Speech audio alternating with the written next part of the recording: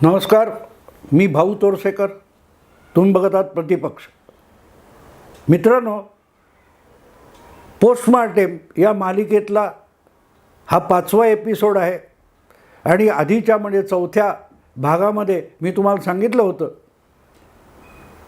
की याची पटकथा डिसेंबर 2019मध्ये कथासूत्र ठरलं आणि हळूहळू पटकथा लिहिली गेली. ही पटकथा कशी कशी कोणी कोणी लिहिली, यातले सलीम कोण, जावेद कोण, हे पण तुम्हाला समजून घ्यावं लागेल. कारण सलीम जावेद हे मोठे अत्यंत गाजलेले पटकथाकार आहेत, हे तुम्हाला माहिती आहे जोडी. इथे ही पटकथा ज्या पद्धतीत पुढे सरकायला पाहिजे होती त्याचे 2 भाग होते. एक भाग उद्धव ठाकरे आणि शरद पवार यांनी निर्माण केलेली महाविकास आघाडी जमीनदोस्त करणं, सत्तेतून भ्रष्ट करणं, सत्तेतून त्यांचं सरकार कोसळवणं, हा त्यातला एक भाग होता. आणि दुसरा भाग होता की त्यांच्या पक्षातल्या बहुसंख्य आमदारांना फोडायचं आणि त्या आमदारांच्या माध्यमातून त्यांचे पक्षसुद्धा सर्वोच्च नेत्याकडून हिरावून घ्यायचे. उद्धव ठाकरे यांच्याकडून शिवसेना हिरावून घ्यायची आणि शरद पवारांकडून राष्ट्रवादी काँग्रेस हिरावून घ्यायची. हे त्यातलं दुसरं उद्दिष्ट होतं. आणि हे आकड्यांच्या संख्येमध्ये सत्ता पाडणं राजकीय भाग आहे. पण त्या बाहेर पडणाऱ्या 40 आमदारांना पक्षांतर करायला भाग न पाडता त्यांनी अख्खा पक्ष घेऊनच दुसऱ्या गटात जाणं हा कायदेशीर भाग होता. आणि एक गोष्ट सरळ होती की तुमचा लाडका सभापती तुम्ही आणून बसवलात, त्याला मान्यता मिळवता येते. पण विधानसभेत पक्षांतराला एक मान्यता दिली गेली तर त्याची छाननी कोर्टाकडून होऊ शकते. म्हणून कोर्टामध्ये हे प्रकरण फसता कामा नये. हे सगळी राजकीय उलाढाल आणि उलथापालथ ही कोर्टाच्या, कचेरीच्या आणि कायद्याच्या घटनात्मक चौकटीमध्ये फसता कामा नये याची काळजी घेणं आवश्यक होतं. आणि म्हणून एका बाजूला अमित शहा, देवेंद्र फडणवीस किंवा इतर राजकीय भाजपाचे जे चाणक्य असतील ते कामाला लागले होते की या दोनही पक्षातले 2/3 म्हणजे 40पेक्षा अधिक आमदार कसे विश्वासात घ्यायचे आणि त्यांना बंडाला प्रवृत्त करायचं, हा त्या कथानकाचा राजकीय भाग होता. पण दुसरीकडे त्यांनी पक्षांतर केलेलं दाखवायचं नाही, तर ते पक्षांतर नसून तो अख्खाच पक्ष म्हणजे बंडखोर आहेत हे सिद्ध करणं ही कायदेशीर कसोटी होती. आणि तुम्ही बारकाईने बघितलं, महेश जेठमलानी, हरीश साळवे आणि ते नंदकिशोर कौल हे 3 वकील सुप्रीम कोर्टापासून, निवडणूक आयोगापासून प्रत्येक वेळेला शिंदे गटाची बाजू मांडायला पुढे आलेत. आणि तेच वकील तसेच्या तसे, तोच सेट हा अजितदादांच्या समर्थनाला सुद्धा किंवा वकिलीसाठी सुद्धा बाजू मांडायला पुढे आलेला आहे. आणि इथे तुम्हाला लक्षात येतं की ही पटकथेची दुसरी बाजू आहे की जी राजकीय उलथापालथ होईल ती घटनेच्या आणि कायदेशीर चौकटीत बसवायची. त्यामुळे हे 40 आमदार बाहेर पडले, त्यांनी आपल्या नेतृत्वाला झुगारलं तर व्हीपचा प्रश्न, प्रतोदाचा प्रश्न, पक्षादेशाचा प्रश्न निर्माण होईल. त्यामध्ये काय काय अडथळे आहेत, काय काय त्रुटी आहेत याचा बारकाईने अभ्यास केला गेला. त्यांना उचलून भाजपत आणले तर काम स्मूथली संपलं असतं, कोर्ट कचेऱ्यांची भानगडच आली नसती. पण नुसती सत्ता बळकवायची नव्हती किंवा त्या आमदारांना आपल्या पक्षात आणून भाजपची ताकद वाढवणं आणि सत्ता मिळवणं एवढा मर्यादित उद्देश नव्हता. मी तुम्हाला सांगितलं की या दोनही राज्य पातळीवरच्या सर्वोच्च नेत्यांना आपापल्या पक्षातल्या जमीनदोस्त करायचं हा प्लॅन होता. हे कथासूत्र होतं. आणि म्हणून साळवे, जेठमलानी आणि नंदकिशोर कौल या 3 वकिलांना त्यामध्ये कामाला लावलेलं होतं. आणि अर्थातच तुषार मेहता जे भारत सरकारचे, मोदी सरकारचे सॉलिसिटर जनरल म्हणून काम करतात, त्यांनाही त्यामध्ये सहभागी करून घेतलं असणार याविषयी माझ्या मनात अजिबात शंका नाही. आणि म्हणूनच ह्या सगळ्या गोष्टी प्रत्यक्ष राजकीय घडामोडी जून 2022मध्ये सुरू झाल्या त्याच्या खूप आधीपासून याचं कायदेशीर प्लॅनिंग पण चालू होतं की शिंदेनी बंड पुकारल्यानंतर बोलायचं काय आणि काय बोलायचं नाही हे पण आधीपासून ठरलेलं होतं, वकिलांच्या सल्ल्याने ठरलेलं होतं. तुम्हाला एक त्यातला संदर्भ सांगतो, मग तुमच्या लक्षात येईल की एका बाजूला संजय राऊत, उद्धव ठाकरे जे तोंडाला येईल ते बकवास करत होते, पण दुसरीकडे बंड करूनसुद्धा एकनाथ शिंदे किती एक एक शब्द जपून बोलत होते. गुवाहाटीच्या त्या कुठल्या हॉटेलमधून एकनाथ शिंदे यांचा जो पहिला व्हिडिओ आला, ज्यात एकनाथ शिंदे आणि भरत गोगावले हे बाजूबाजूला बसलेत आणि समोरच्या टेबल आणि खुर्च्यांवर त्यांच्या पक्षाचे 40 आमदार बसलेले आहेत. त्यांच्यासमोर बोलताना एकनाथ शिंदे कुठली भाषा वापरतात? अरे आपण शिवसैनिक आहे, घाबरायचं नाही, आपणच शिवसेना आहे. काय म्हणाले ते एकनाथ शिंदे गुवाहाटीमध्ये? आपणच शिवसेना आहोत. आणि तिथे पहिल्यांदा तुम्हाला या सगळ्या शिजलेलं कारस्थान काय तो असेल, plan A, plan B, plan, त्याची पहिली चाहूल गुवाहाटीमध्ये एकनाथ शिंदे यांच्या एका वाक्यातून मिळते की अरे आपणच शिवसेना आहे. याचा अर्थ हे शिवसेनेतून बाहेर पडणार नाहीत, तर अख्खी शिवसेना आपणच आहोत. आम्ही शिवसेना आहोत, उद्धव ठाकरे शिवसेना नाहीत किंवा त्यांच्याबरोबर राहिलेले आमदार आणि पदाधिकारी म्हणजे शिवसेना नाहीत, तर आम्ही शिवसेना आहोत हा दावा केला जाणार. याची पहिली चाहूल एकनाथ शिंदेंच्या गुवाहाटीच्या त्या एका वाक्यामध्ये मिळते, अरे आपण शिवसेना आहोत, आपण शिवसैनिक आहोत. बाळासाहेबांनी आपल्याला काय शिकवलं वगैरे आठवतं ना? हां, ती यातली पहिली चाहूल होती की अख्खा शिवसेना पक्ष हा उद्धव ठाकरे यांच्याकडून हिसकावून घ्यायचा हा प्लॅन होता. आणि तो एका दिवसात एका रात्रीत वेषांतर करून वगैरे सिद्ध होत नाही. त्याच्यासाठी त्याची कायदेशीर बाजू, घटनात्मक बाजू, राजकीय बाजू अशा अनेक गोष्टी तपासून ह्याचा आखणी केलेली असते, ह्याची आखणी केलेली असते. आता गंमत बघा मित्रांनो, ही पहिली चाहूल होती, पण पहिला सुगावा जो होता तो त्याच्यापूर्वी जवळजवळ 50 दिवस आधी आलेला होता. 20 जून 2022ला एकनाथ शिंदे काही मोजक्या आमदारांसकट सुरतला गेले, तिथून 1-2 दिवसांनी गुवाहाटीला गेले. पण त्याच्या तब्बल 50 दिवस आधी, म्हणजे महाराष्ट्र दिन, कामगार दिन सुट्टी असते 1 मे 2022, मुंबईच्या चेंबूरच्या अलीकडे, सायनच्या पलीकडे सोमय्या ग्राउंड आहे. त्या सोमय्या ग्राउंडवर भारतीय जनता पक्षाच्या कार्यकर्त्यांची एक भव्य मेळावा झाला होता.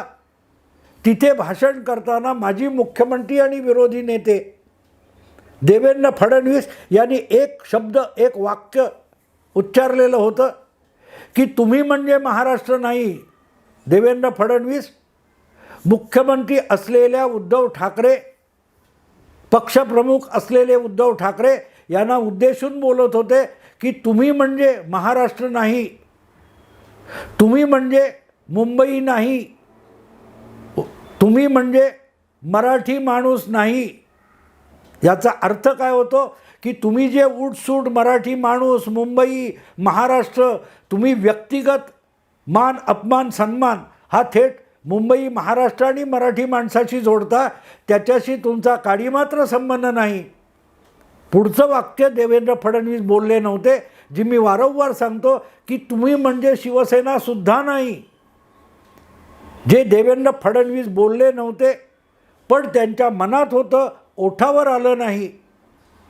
कारण तो तुम्ही म्हणजे शिवसेना नाही हा महाराष्ट्रातल्या सत्तांतराच्या उलथापालथीमधला परवलीचा शब्द होता, जो पुढे 50 दिवसांनी एकनाथ शिंदे यांनी गुवाहाटीच्या त्या हॉटेलमध्ये 40 आमदारांसमोर बोलताना सांगितलं, अरे आपण शिवसेना आहोत. उद्धव ठाकरे म्हणजे शिवसेना नाही, उद्धव ठाकरे म्हणजे पक्षप्रमुख नाही. हे जे देवेंद्र फडणवीसांनी सोमय्या ग्राउंडवर मनातलं न बोललेलं वाक्य होतं, ओठावर आणलेलं न वाक्य होतं, ते एकनाथ शिंदे यांनी गुवाहाटीला 50-52 दिवसानंतर उच्चारलं. हे आपण शिवसेना आहोत, इथे बसलेले 40 आमदार म्हणजे शिवसेना आहे. उद्धव ठाकरे किंवा त्यांच्याबरोबर राहिलेले 14-15 आमदार म्हणजे शिवसेना नाही, हे पुढलं वाक्य होतं. पण पुढला घटनाक्रम घडायचा होता, म्हणून देवेंद्र फडणवीस यांनी 50 दिवस आधी 1 मे रोजी सोमय्या ग्राउंडवर ते वाक्य उच्चारायचं टाळलं होतं. आता एकनाथ शिंदे यांचे 2/3 आमदार म्हणजे शिवसेना आहे, हे कसं सिद्ध करता येईल याची सिद्धता मी सांगितलेली जी साळवे, कौल आणि जेठमलानी अधिक तुषार मेहता या वकिलांनी त्याचा सगळा आराखडा आधी तयार करून घेतलेला होता. आणि त्या आराखड्यामध्ये एकनाथ शिंदे किंवा त्यांच्या प्रवक्त्यांनी किंवा त्यांच्या पक्षाच्या इतर नेत्यांनी काय काय बोलायचं हे सुद्धा वकिलांनी आधीपासून ठरवून दिलेलं होतं.